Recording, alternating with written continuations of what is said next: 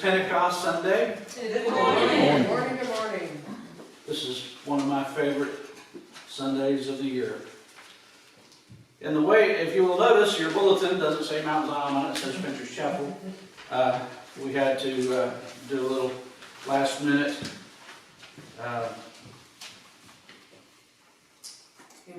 improvising is the word I was looking for. Improvising. So the order of worship is the same. The announcements are largely the same. June 20th through 23rd is annual conference, and myself and Bill and Laura will be gone to that, and Joey will preach that Sunday in my stead. Then I'm going on vacation, going to the beach. The canvas can do miracles. And while I'm gone, Jason Smith, who is a friend and colleague, he's pastor at Shady Grove and Piney Grove, will take call for me that week. Also, it's been suggested that I start selling this now. July 6th or 7th, whatever the first Sunday is the switcheroo. And so we go to 11 and Fincher's goes to 9:30. So be mindful of that. I'm sure that y'all are terribly disappointed in all that. Really, it starts at 15 till 11. Oh, really? Yeah. And then we have Sunday school. 10:45. We do Sunday school after. So you do Sunday school before? We'll do it before. Okay. All right. Makes your timing a little more critical. Yeah, it does, yeah. Anyway, so praise reports. Do we have any praise reports? I think it's great to have Ron and Katie here today and have him on the meeting. Amen. Ron is back amongst us. Yes. And well on his way. And I've been really impressed. The ladies of the church have really stepped up to the plate and have kept him well fed, I understand. So, any We others? got about sneaky rain. We got a rain. Oh, yeah. Yeah. I never paid attention to the rain nearly as much as I have since me and Timmy started working at the lake and started our jobs to keep the flowers watered.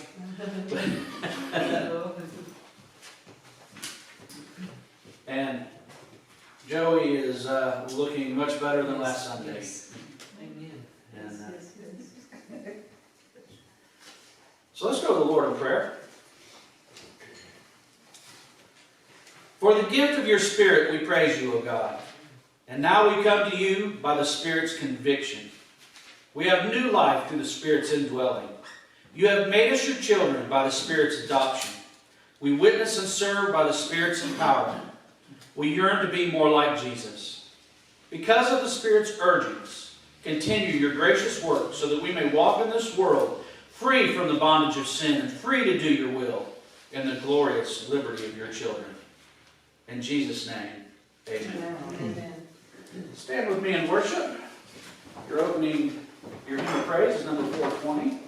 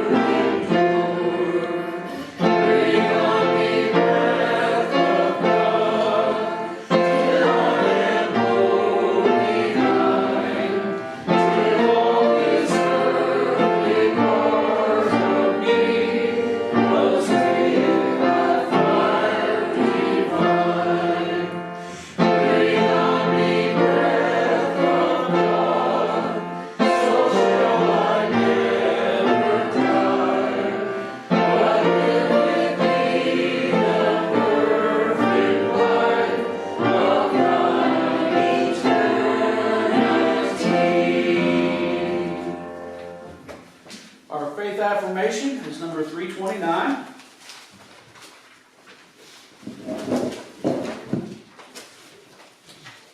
Prayer to the Holy Spirit. This is a Native American prayer, traditional Native American prayer. O great Spirit, whose breath is life to the world, and whose voice is heard in the soft breeze, we need your strength and wisdom. Cause us to walk in beauty. Give us eyes ever to behold the red and purple sunset. Make us wise so that we may understand what you have taught us. Help us learn the lessons you have hidden in every leaf and rock. Make us always ready to come to you with clean hands and steady eyes. So when life fades like the fading sunset, our spirits may come to you without shame. Amen.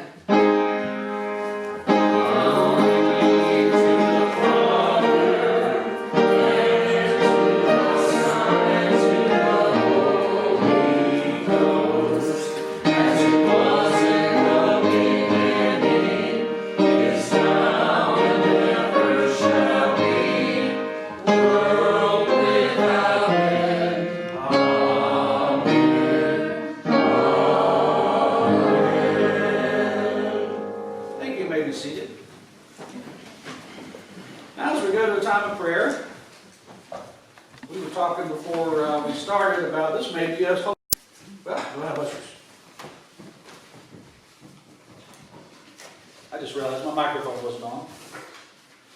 I'm loud. Could y'all hear me without the microphone? So we're good? Just counting up. 1, 2, 3, 4.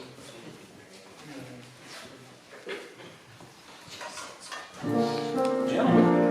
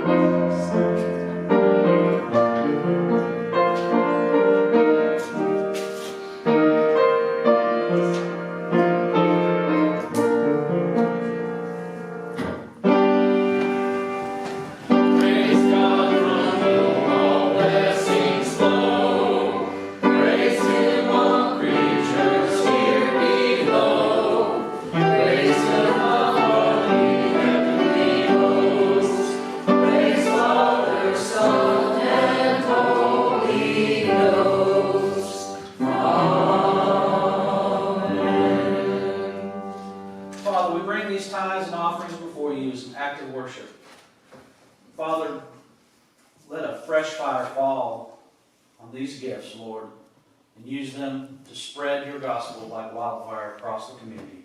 In Jesus' name, amen. Amen. We have a special treat. Phyllis is going to sing for us.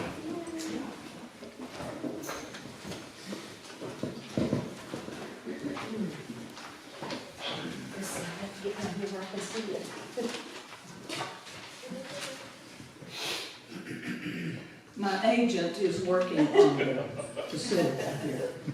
My people call you. It's going to have to start back. Okay, so Just three sit now. there and wait a The minute. three's right You there. got this. Wait a minute. It's too early. She's still in training. No. You want to start? Yeah, stop it for just a second. I think you all must have heard that I was going to sing today because you got as far to the back as you could get. And that's okay. I've got this, so you're going to hear a little bit. This song is a version of the 23rd Psalm, which is one of my all-time favorite, right up there with the Lord's Prayer. And the lady who did this CD is a dear friend of mine, Judy Feltz. She has done this CD among others. You can Google her or go on YouTube and get a lot of her music. She is legally blind, but plays the keyboard like nothing you've ever heard. She also has some people who perform with her, and it is just a magnificent program. If you ever had a chance to see her, I always go to Pigeon Forge, to the new LeConte Center down there when she's performing, and it's just worth the drive over there. She is a very inspirational person, and I'm just going to sing along with her. I think if I had whined and begged a little bit, she would have played it for me without her, but I just wanted to sing along with Judy. And Is this her is, name spelled P-H-E? it's Felts, just like Felts. Yeah. All right, I got it on track 1, I'm gonna put it on track 3. Track 3, that's You right. let me know if it's And too loud. turn it up a little bit so I can hear Judy. All right. All right, round 3.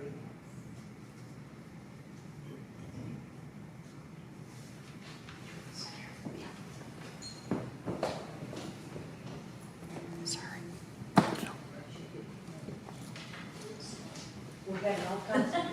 You recording, Ken? You're recording. Oh, recording. He's too far into it now because the sound wasn't turned up. I can start there. Well, that's all right. We'll get it. We'll just go right back to number 1. Now, that's number 1. Turn it up a little bit. That's number 1, we're gonna go to 3 now. Yeah. Number 3. Make sure you can hear. Turn it up. Is that okay? Psalm 23.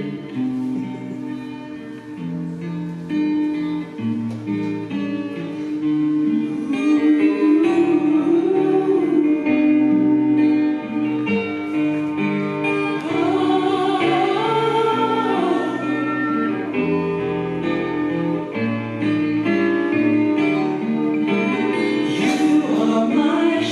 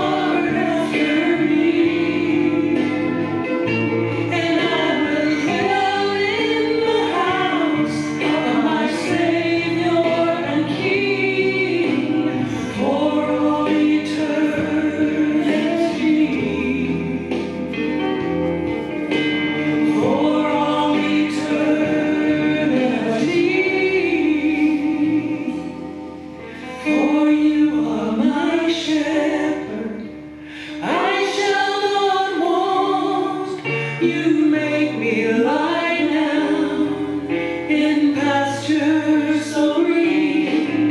You lead me beside waters so calm, and you are restoring me. Oh, I know you're restoring me. Oh, yes, I know you're restoring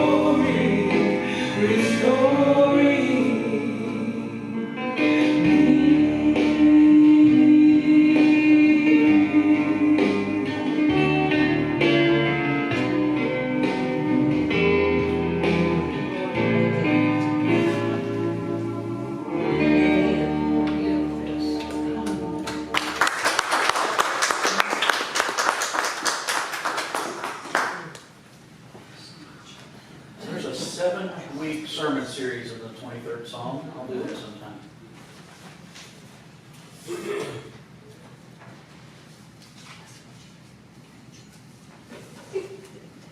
Hello, when you come to us. Yes. Maybe next time they'll sit a little closer to the front. I've been trying since day one. If you don't tell them I'm going to sing. No, They won't. I saw a thing on Facebook where the preacher says he installed cell phone charging stations in the front 2 rows, you know. But I don't know if that'll work. This morning's passage is from the 2nd chapter of Acts, verses 1 through 21. When the day of Pentecost came, they were all together in one place. Suddenly, a sound like the blowing of a violent wind came from heaven and filled the whole house where they were sitting. They saw what seemed to be tongues of fire that separated and came to rest on each of them. All of them were filled with the Holy Spirit and began to speak in other tongues as the Spirit enabled them. Now there were staying in Jerusalem God-fearing Jews from every nation under heaven. When they heard the sound, a crowd came together in bewilderment, because each one heard his own language being spoken. Utterly amazed, they asked, "Aren't these who are speaking Galileans? Then how is it that each of us hears them in our own native language? Parthians, Medes and Elamites, residents of Mesopotamia, Judea and Cappadocia, Pontus and Asia, Phrygia and Pamphylia, Egypt and the parts of Libya near Cyrene, visitors from Rome, both Jews and converts to Judaism, Cretans and Arabs. We hear them declaring the wonders of God in our own blank tongues. Amazed and perplexed, they asked one another, 'What does this mean?'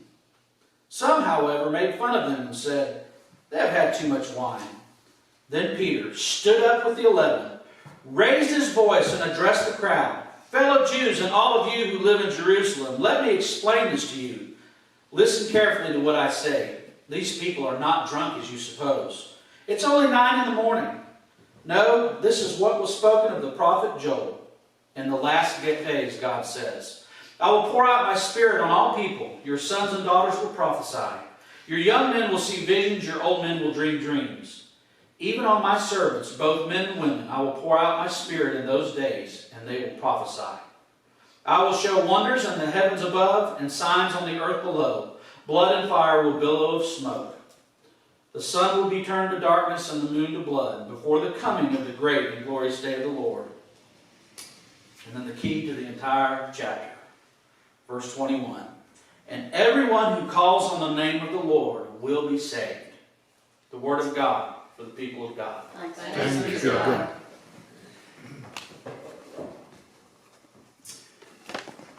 When I was a boy,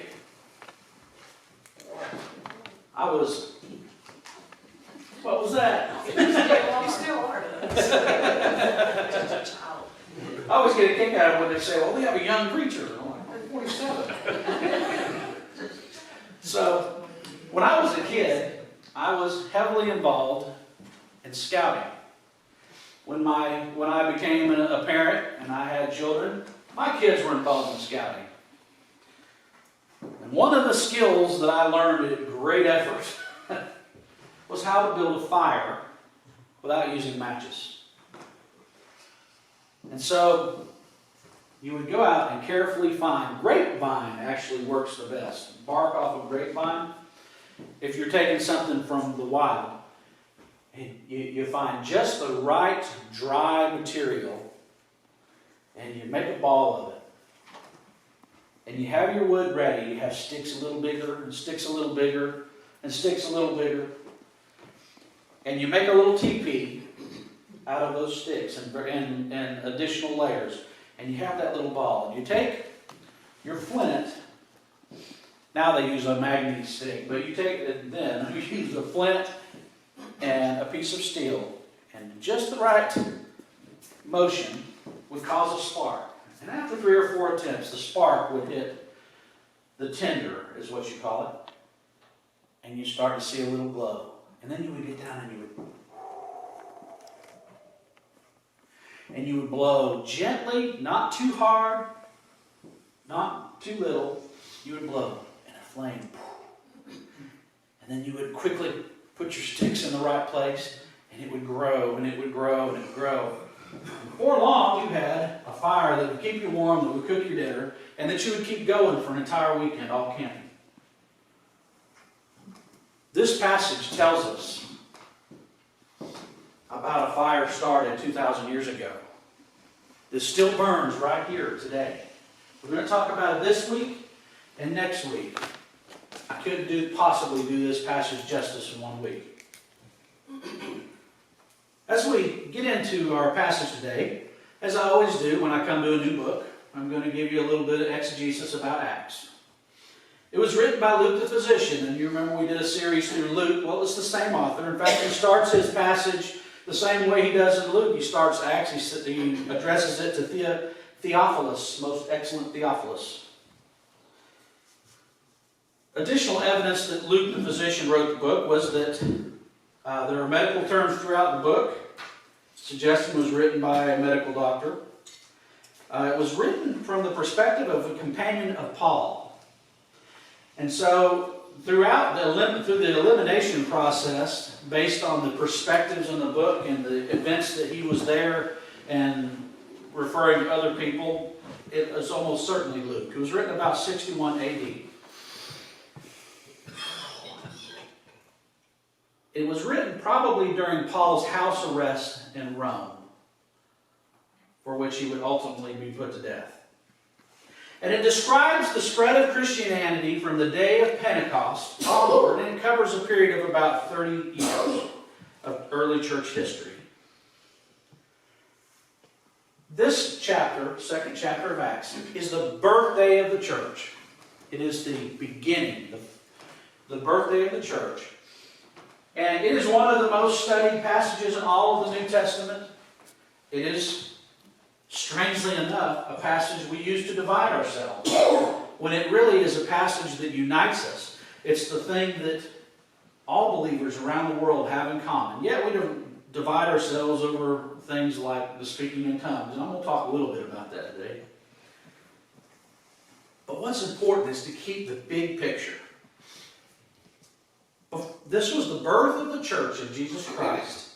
Before this time, the Holy Spirit filled people, but only a few people, only occasionally, only specific people for specific purposes for a specific time. But on this day, every believer was filled with the Holy Spirit. And the same Spirit that filled them fills a believer today when he or she turns their life over to Jesus. Before this time, the only way for a person to come to God was to either be born a Jew and then be circumcised if they were male, or to become a Jew and accept Jewish customs and culture, to accept being circumcised. That was the only way to God. But on this day, at that time, people were divided into two categories, Jew or Gentile. Gentiles was everybody else.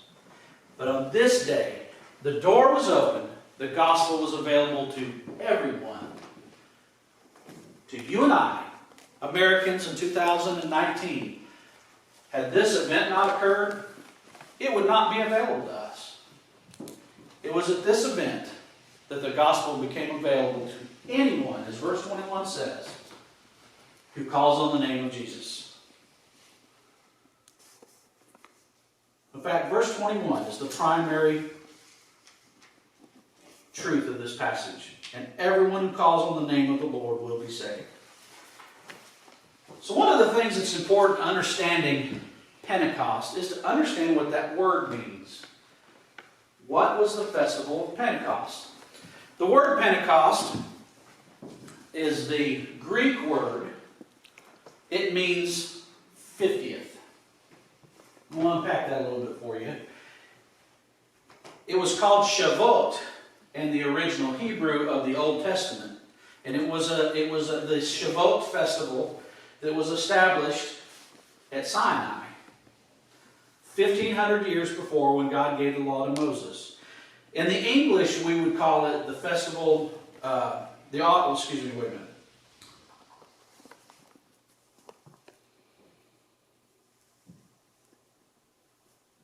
Oh, the Festival of Weeks.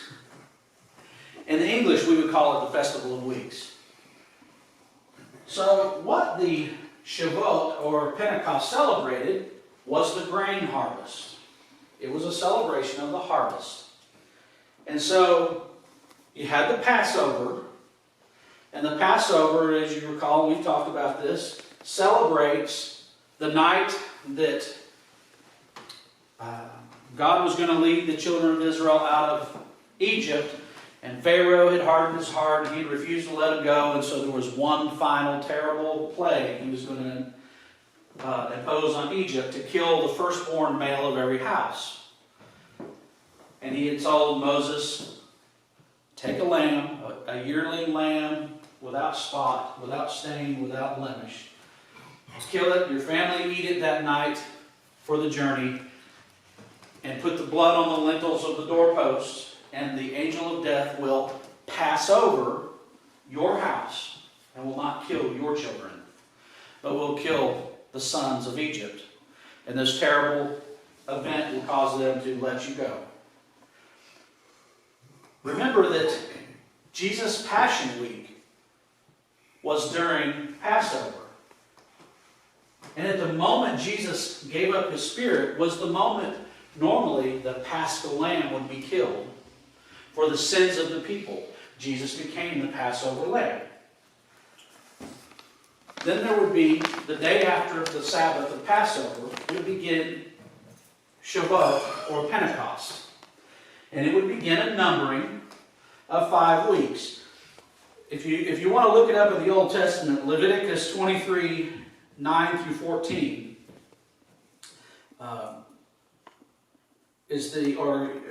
actually 9 through 22. And for time's sake, I'm not going to go and read that, but that is the Old Testament passage that institutes the Pentecost feast.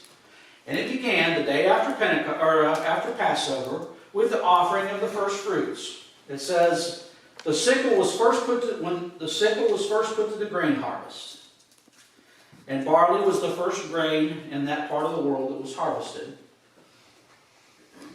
The farmers were to bring their first basket of barley into the temple and offer it, and the priest would take it and wave it as a wave offering before the Lord, and then there was a sacrifice made. And that was offering to God, hey, I know this comes from you. This plenty, this bountiful comes from you. And so it began a counting of 50 days. During that 50 days, the grain would be harvested, various grains ending with wheat. And it's just how it worked in that day. It was barley and wheat.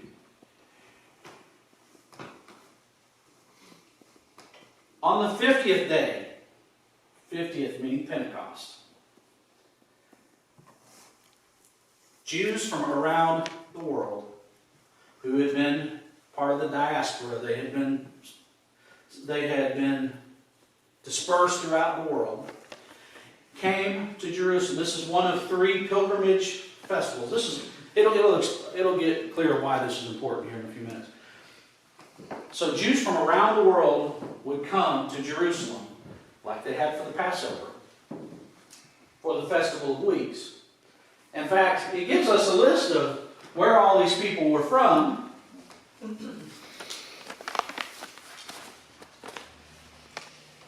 The Medes, Elamites, and Parthians is modern-day Iran, or even into India. Mesopotamia is modern-day Iraq, Kuwait, and Syria. Judea, Cappadocia, Phrygia, Pamphylia, and Pontus is modern-day Turkey. Greece is what they would have called Asia then. Egypt, Cyrene was all the way in Libya. In fact, if you took a map and put it up on the wall of Europe, Africa, and Asia, and you put a pin in Jerusalem, and you took a string out and made a circle that would encompass all of the places described here, it would be 1,000 miles in diameter. Not diameter, in radius, 1,000-mile radius. So people had come from 1,000 miles around to Jerusalem to be present for this day. Keep that in mind. The fields are ready for the harvest. So on the 50th day, the priest would take 2 loaves. This is the only time that leavened bread was used, but a loaf of leavened bread, 2 loaves made from wheat. He would wave those before the Lord. And this was the end of the week, or the festival of Shavuot. So all these people are there, right?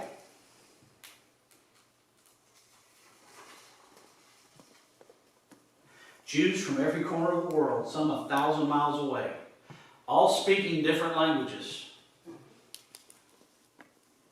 And the Holy Spirit shows up. The Holy Spirit had been promised to the disciples, to the first believers.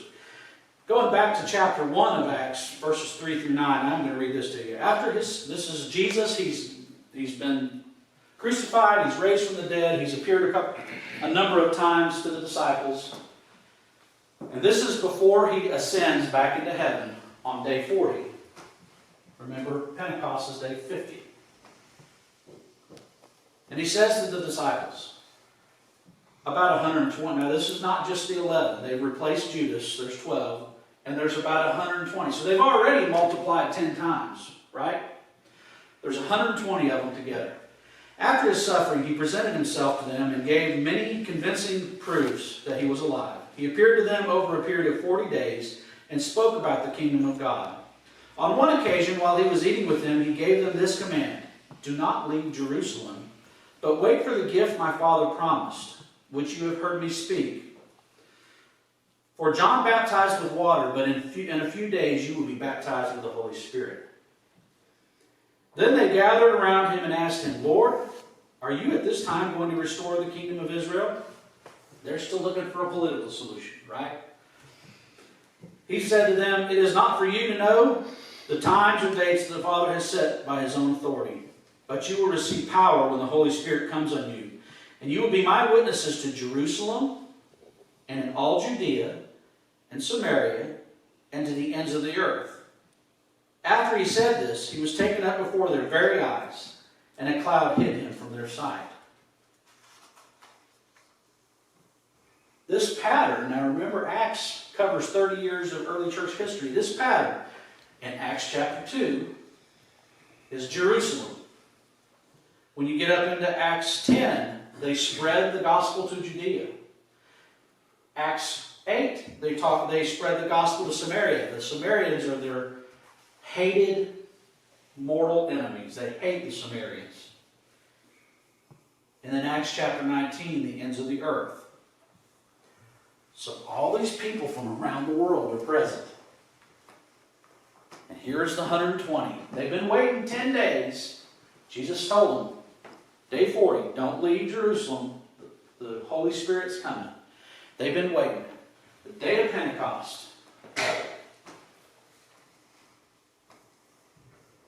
The Holy Spirit is sometimes described as a wind. In Ezekiel, verse 2 and 3, suddenly a wind like the blowing of a violent wind came from heaven and filled the whole house where they were sitting. They saw what seemed to be tongues of fire that separated and came to rest on each of them. The Holy Spirit is sometimes described as a wind, even in the Old Testament. Ezekiel 37, 1 through 10.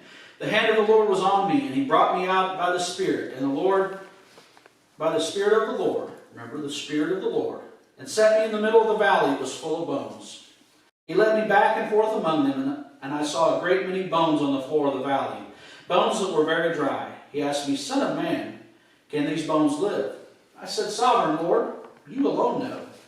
Then he said to me, Prophesy to these bones and say to them, Dry bones, hear the word of the Lord. This is what the Sovereign Lord says to these bones. I will make breath into you, and you will come to life. I will attach tendons to you and make flesh come upon you and cover you with skin. I will put breath in you, and you will come to life. Then you will know that I am the Lord. So I prophesied as I was commanded. And as I was prophesying, there was a noise, a rattling sound, and the bones came together, bone to bone. I looked, and tendons and flesh appeared on them, and skin covered them.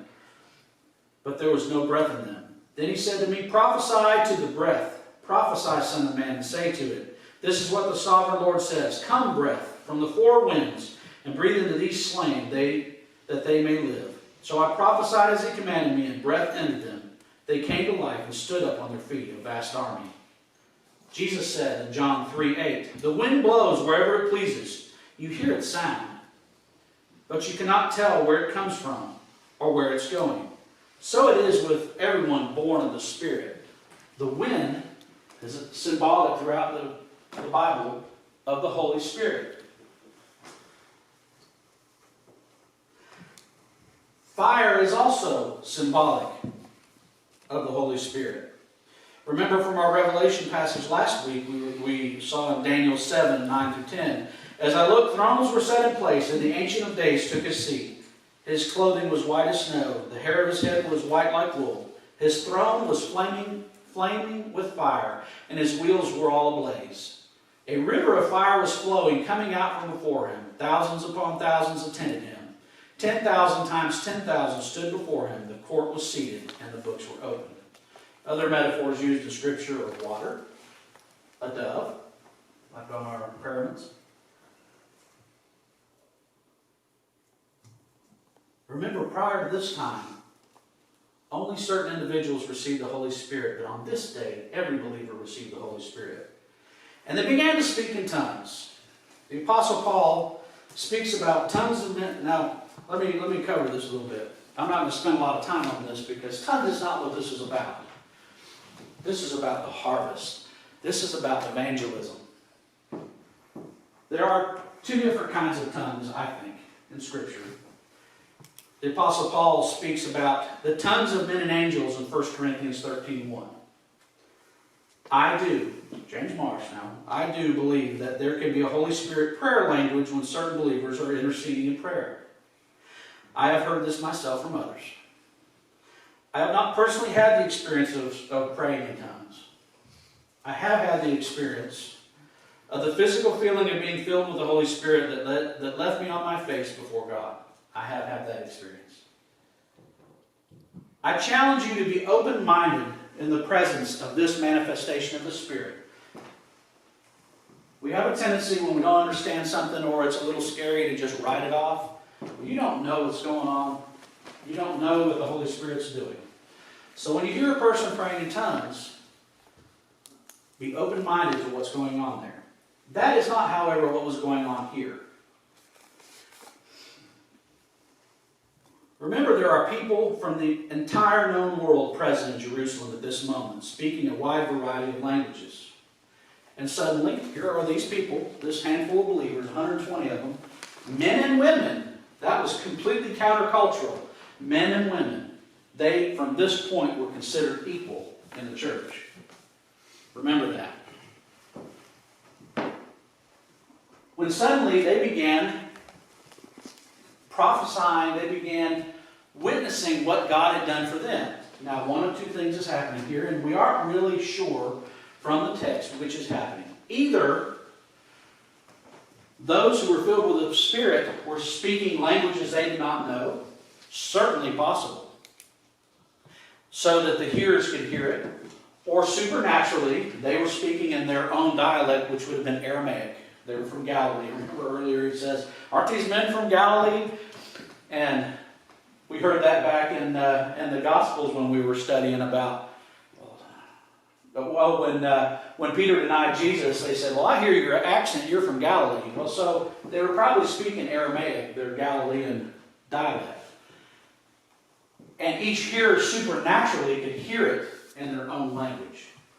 One of those two things was happening, we don't know which. I'm not going to try to guess which. It doesn't matter. The same miracle is occurring. The speakers are not limited in this miraculous event by language. Language is not a barrier. And so all of these people are hearing it in their own language. There is a false teaching that I want to mention that happened during the Pentecostal movement of the early 20th century that suggested that a person is, and I've had somebody tell me this, they said, you're not a real Christian because you don't speak in tongues. That is a lie of the devil. It is not true that if a person doesn't speak in tongues, they are not a believer. So I wanted to make sure I mentioned that. There is a Methodist doctrine,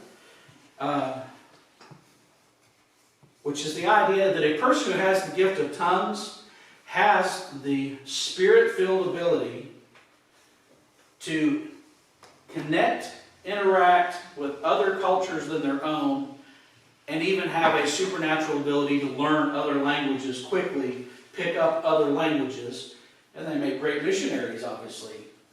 And that is a Methodist idea of the gift of tongues. Comfortable with people foreign to them. So the reaction of the crowd, so they hear this mighty wind. Gale force wind, I call it. That's the title of my sermon. And then they see fire, tons of fire fall on each of these people. And they suddenly begin preaching, and they're all here. These are Galileans, and I'm hearing it in my Persian language.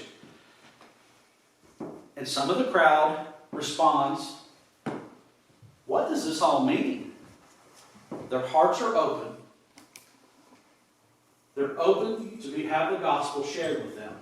We're going to get into that a little bit next week. The temptation is to preach this whole thing at one time, but I'd have to get to the Fincher's Chapel after a while.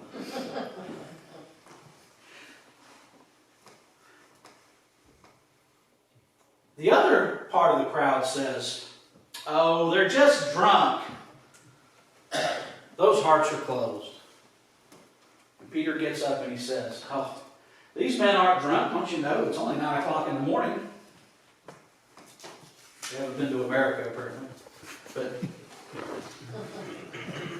And so Peter gets up, and it's Peter's moment. And I've said this several times over the last year because I identify with this guy. Runs his mouth, he gets in trouble, he gets ahead of himself. When the chips are down, he runs like a scared girl, right? The same guy that 50 days before, when a servant girl around a fire says, hey, aren't you with that Jesus guy? He says, I don't know what you're talking about. Don't go in. That same guy now stands up before thousands of people at total risk of his life and says, listen up. And he preaches the first Christian sermon. The book of Acts actually contains 19 sermons. That'll be a series someday. 19 sermons. Each sermon tailored to its hearers, to its audience. In this case, it's to devout Jews who have come as pilgrims to Jerusalem and witness this wild event. And he goes to the Old Testament. Joel 2, 28 through 32. In the last days, God says, I will pour out my Spirit on all people. Your sons and daughters will prophesy, and young men will see visions. Your old men will dream dreams. Even on my servants, both men and women, I will pour out my Spirit in those days, and they will prophesy. And everyone who calls on the name of the Lord will be saved. Peter is proclaiming to this crowd his prophetic word he's proclaimed this crowd a prophetic word uttered centuries before where the prophet Joel prophesied this day, Pentecost.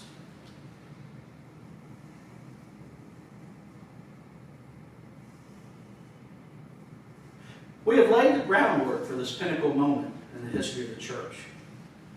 Ordained from the giving of the law of Moses to Moses on Mount Sinai 1,400 years before. So, I want you to see God's providence. 1,500 years before this, He told them, I want you to have this feast called the Passover. Then I want you to start counting 50 days. And on the 50th day, you're going to do this festival called Pentecost. Because He knew that those Jews would need to see the symbolism that Jesus, the Messiah He would send, and He knew when He would send it, would be the Passover lamb, the blood sacrifice, the sacrifice for the people's sin. Eliminating the sacrificial system because He became the lamb. And then He knew 50 days later, because He had made this ordinance, people come from all over the world, and they pile up in Jerusalem, and He would do this miraculous event and pour out His Holy Spirit on those 120 believers. And all of those people, we'll talk about it next week, after their life has changed forever, they would carry all this home. And they would spread the gospel to the known world. We'll talk more about that next week. Same time, same back channel. Remember that the Feast of Pentecost was a celebration of the harvest. Find out next week about the true harvest. Amen. Our hymn of discipleship this morning is 334. 337. 337, I think, right? You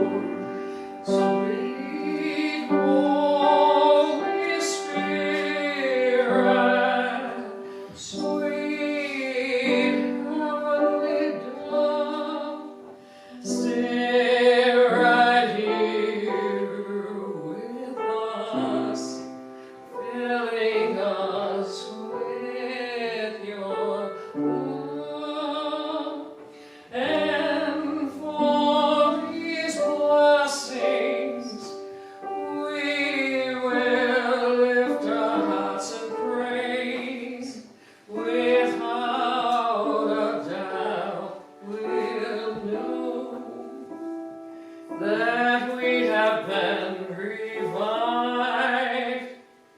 and we shall leave this place.